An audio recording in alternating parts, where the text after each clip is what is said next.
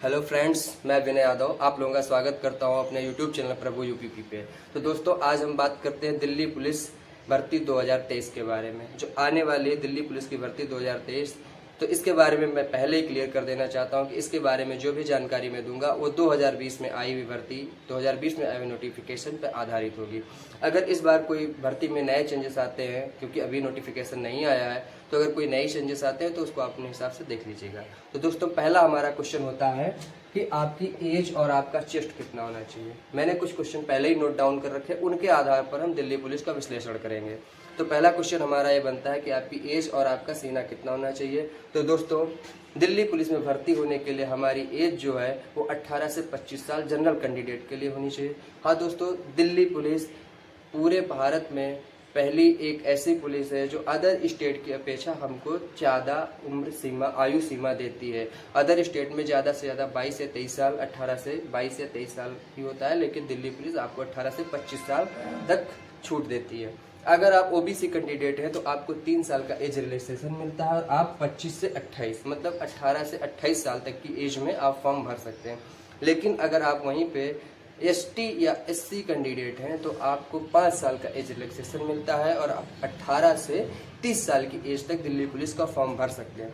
लेकिन आप अगर दिल्ली पुलिस में पहले से कोई नौकरी कर रहा है कैंडिडेट और आप उसके पालिया मतलब उसके लड़के हैं या लड़की हैं, तो आप 29 साल की एज तक, अर्थात आपको 4 साल का एज रिलैक्सेशन मिलता है और आप 29 साल तक दिल्ली पुलिस का फॉर्म भर सकते हैं। तो दोस्तों, अब देखते हैं सैलरी। तो दिल्ली पुलिस की जो बेसिक पे है वो 21,700 है, लेकिन अदर अलाउंसेस जैसे कि डीए, टीए और अदर एक्स्ट्रा जो अलाउंसेस मिलते हैं वो सब मिला के नियर अबाउट इन हैंड पे जो है वो 40,000 के आसपास होता है, जो कि मैंने पहले ही नोट डाउन कर रखा है यहाँ पे। तो ये हमें लग रहा है कि दिल्ली पुलिस की जो सैलरी है वो पूरे भारत में हाईएस्ट पेड सैलरी है।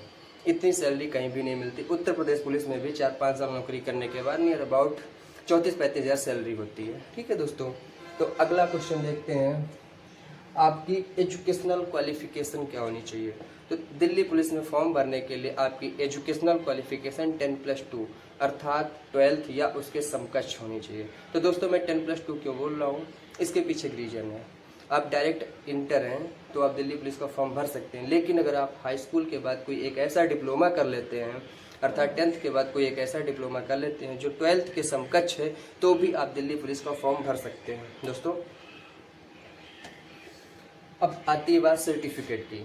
दिल्ली पुलिस में फॉर्म भरने के लिए आपके पास कौन कौन से सर्टिफिकेट होने चाहिए। तो सबसे पहली बात, आपके जो सर्टिफिकेट है 10th और 12th की मार्कशीट या उसके समकक्ष कोई मार्कशीट, और उसके साथ साथ आपका इनकम सर्टिफिकेट, कास्ट सर्टिफिकेट और आपका एड्रेस प्रूफ अर्थात निवास प्रमाण पत्र।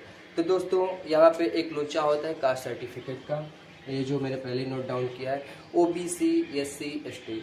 तो दोस्तों, ओबीसी के लिए जो कास्ट सर्टिफिकेट है वो सेंटर का लगेगा। एससी और एसटी के लिए जो है वो स्टेट का कास्ट सर्टिफिकेट लग सकता है। इसको एक बार आप अपनी तहसील में पास की जाके पता कर सकते हैं। दोस्तों, इसके साथ साथ एक बहुत ही ज़्यादा चर्चित विषय रहता है डीएल का, ड्राइविंग लाइसेंस। वो कौन सा लगेगा। तो दोस्तों, दिल्ली पुलिस का फॉर्म भरने के लिए ड्राइविंग लाइसेंस होना बहुत ज़रूरी है। अगर आपके पास ड्राइविंग लाइसेंस नहीं है देन आप उसे अभी बनवा लीजिए। दिल्ली पुलिस के जब डॉक्यूमेंट वेरिफिकेशन होगा उस टाइम आपके पास LMV अर्थात लाइट मोटर व्हीकल मतलब छोटी गाड़ियां चलाने वाला ड्राइविंग लाइसेंस होना अनिवार्य है। इसके अलावा अदर सर्टिफिकेट में अगर आप हिल एरिया से अर्थात पर्वतीय क्षेत्रों से हैं तो उसका सर्टिफिकेट या कोई अदर अगर रिक्वायरमेंट है तो वो सर्टिफिकेट आपके पास होने चाहिए। दोस्तों, अब अगला क्वेश्चन आता है सिलेबस। दिल्ली पुलिस का सिलेबस क्या है। तो दोस्तों, दिल्ली पुलिस के सिलेबस में 50 क्वेश्चन जीएस करंट अफेयर से आते हैं, 15 क्वेश्चन मैथ्स के, 25 क्वेश्चन रीजनिंग के और 10 क्वेश्चन कंप्यूटर के आते हैं। दोस्तों, दिल्ली पुलिस का सिलेबस यहीं पर यूपीपी के सिलेबस से अलग हो जाता है। यूपीपी के सिलेबस में कंप्यूटर मेंशन नहीं होता है, अलग से कंप्यूटर को मेंशन नहीं किया जाता है, लेकिन दिल्ली पुलिस के सिलेबस में 10 क्वेश्चन कंप्यूटर से आएंगे और ये अलग से मेंशन किया जाता है।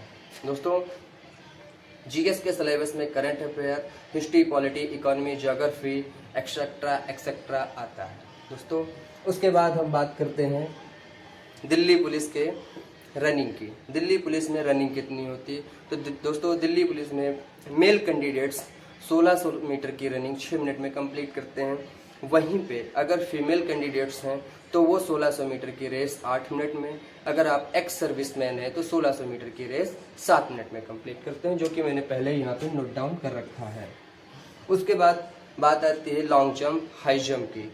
तो अगर आप मेल कैंडिडेट हैं तो आप लॉन्ग जंप करेंगे 14 feet.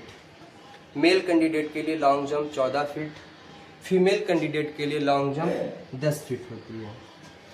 High jump male candidate के लिए 3 फीट 9 इंच, मेल कैंडिडेट के लिए high jump 3 feet 9 inch, female candidate के लिए 3 फीट होती है। दोस्तों अब आप लोग यहाँ पे क्वेश्चन और पूछते हैं कि पहले रेस होगी कि लॉन्ग जंप होगा कि हाई जंप होगा। तो दोस्तों सबसे पहले रेस करवाई जाती है, उसके बाद लॉन्ग जंप और उसके बाद हाई जंप। अगर आप रेस में फेल हो जाते हैं तो आपसे लॉन्ग जंप और हाई जंप नहीं करवाई जाएगी। लॉन्ग जंप और हाई जंप उन्हीं कैंडिडेट्स की करवाई जाती है जो लोग रेस को पास आउट करते हैं। तो दोस्तों इसके बाद बात करते हैं मेडिकल की। उसके पहले एक और चीज़ छूट जा रही है, एनसीसी। अगर आप एनसीसी सर्टिफाइड हैं तो आपको कितने मार्क्स मिलेंगे? तो दोस्तों अगर आप सी ग्रेड से एनसीसी सर्टिफाइड हैं तो आपको 5 मार्क्स, अगर आपके पास बी ग्रेड है तो आपको 3 मार्क्स, और अगर आप ए ग्रेड से एनसीसी पास आउट हैं तो आपको 2 मार्क्स मिलते हैं। तो दोस्तों अगला क्वेश्चन, हाँ एक बात और छूट जा रही है कि जो एनसीसी का सिलेबस होता है, एनसीसी का जो डीपी का दिल्ली पुलिस का जो सिलेबस है और इसका जो पेपर होता है वो कितनी देर का होता है? तो दिल्ली पुलिस में टोटल 100 क्वेश्चन होते हैं, पेपर करने के 90 मिनट मिलते हैं और इसमें माइनस मार्किंग 1/4 होती है। अर्थात अगर आप 4 क्वेश्चन गलत करते हैं तो आपका एक सही क्वेश्चन काट लिया जाता है। दोस्तों अब आते हैं बात मेडिकल पे करते हैं। तो दोस्तों दिल्ली पुलिस का जो मेडिकल है एकदम वैसा ही मेडिकल होता है जैसा आर्मी में होता है। अगर आपने अपने हाथ में टैटू बनवा रखा है तो उसकी क्राइटेरिया वही होगी जो आर्मी के लिए मान्य होती है। जैसे आपने अपने हाथ में किसी धार्मिक टैटू को बनवा रखा है तो उसे अगर आर्मी में पास कर दिया जाता है तो यहाँ पर भी पास कर दिया जाएगा, कोई इशूज़ नहीं है। दोस्तों जो आई होता है तो आई के लिए 6/12 चल जाएगा विदाउट ग्लासेस। अब बात करते हैं चेस्ट की, हाइट और चेस्ट।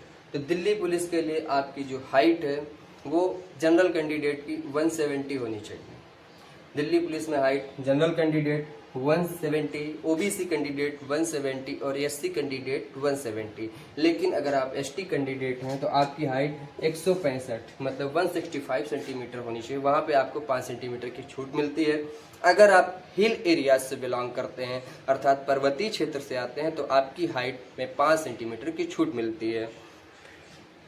दोस्तों लेकिन अगर आप दिल्ली पुलिस अर्थात आपके घर का कोई कैंडिडेट जैसे कि आपके पिता या माता दिल्ली पुलिस में पहले से हैं तो भी आपको 5 सेंटीमीटर की छूट मिलेगी। वो बात मैं बार बार कह रहा हूँ कि दिल्ली पुलिस इसीलिए सबसे अच्छी पुलिस है क्योंकि वो आपके साथ साथ आपके बच्चों का फ्यूचर भी सिक्योर करती है। दोस्तों अब बात करते हैं फीमेल कैंडिडेट की, उनकी हाइट कितनी ली जाती है? तो दोस्तों फीमेल कैंडिडेट के लिए जनरल और ओबीसी फीमेल कैंडिडेट जो हैं उनकी हाइट 157 अर्थात 157 सेंटीमीटर ली जाती है। एससी कैंडिडेट और एसटी कैंडिडेट को 2 सेंटीमीटर की छूट मिलती है अर्थात 155 सेंटीमीटर। अगर आप हिल एरिया से बिलोंग करते हैं तो आपकी जो हाइट है वो 152 सेंटीमीटर अर्थात 5 सेंटीमीटर की आपको छूट मिलती है। लेकिन अगर आपके माता या पिता या दोनों या कोई भी एक दिल्ली पुलिस में पहले से जॉब करते हैं तो भी आपको 5 सेंटीमीटर की छूट मिलती है। दोस्तों अब बात करते हैं चेस्ट की। तो दिल्ली पुलिस में मेल कैंडिडेट के लिए जो चेस्ट है 81 से 84 सेंटीमीटर लिया जाता है, ये जनरल कैंडिडेट के लिए है। और जो हमारे ओबीसी जनरल ओबीसी और एससी कैंडिडेट के लिए 81 से 85 सेंटीमीटर अर्थात जो फुलाव है वो 4 सेंटीमीटर होना चाहिए। एसटी कैंडिडेट जो हैं उनको 5 सेंटीमीटर की छूट मिलती है और जो हिल एरिया से बिलोंग करते हैं कैंडिडेट उनको 5 सेंटीमीटर की छूट मिलती है। और जो कैंडिडेट दिल्ली पुलिस के अधीन अर्थात जिनके माता पिता दिल्ली पुलिस में हैं उनको 5 सेंटीमीटर की छूट मिलती है। तो दोस्तों अगला क्वेश्चन हमारा आता है कि दिल्ली पुलिस, अर्थात दिल्ली पुलिस में अब हम कैसे अपना सिलेबस तैयार करें और कैसे उसकी स्ट्रेटजी तैयार करें। तो दोस्तों, दिल्ली पुलिस का जो संपूर्ण सिलेबस है उसको उस पर स्ट्रेटजी वीडियो बहुत जल्द आएगा। और जैसे आप लोगों को, मुझे नहीं लगता कि अब कोई एक ऐसी चीज़ छूट रही होगी जो आपको ना बताई गई हो या आपके अंदर कोई डाउट है। फिर भी अगर आपके अंदर कोई डाउट है तो नीचे डिस्क्रिप्शन में हमारा इंस्टाग्राम चैनल का लिंक दिया जाएगा, आप वहां से मुझे मैसेज करके डायरेक्ट पूछ सकते हैं। और दोस्तों, मैं यहाँ कोई यूट्यूबर नहीं बनना है, एक बात आपको बता देना चाहता हूँ, मैं बहुत ही मेहनत करता हूँ। ड्यूटी करने के बाद मैं आप लोगों के लिए यहाँ पे टाइम निकाल के वीडियो बनाता हूँ, उसके बाद लेके आता हूँ, क्योंकि मैंने भी तैयारी की है, मैंने भी स्ट्रगल किया हुआ है, तो मैं जानता हूँ कि स्ट्रगल क्या होता है। और मैं नहीं चाहता कि आप लोग उस भीड़ में पड़े रहें और उस भीड़ से बस वैसे जुदा जुदा रहें। आप भी मेहनत करिए और सिलेक्शन लीजिए। धन्यवाद दोस्तों, जय हिंद।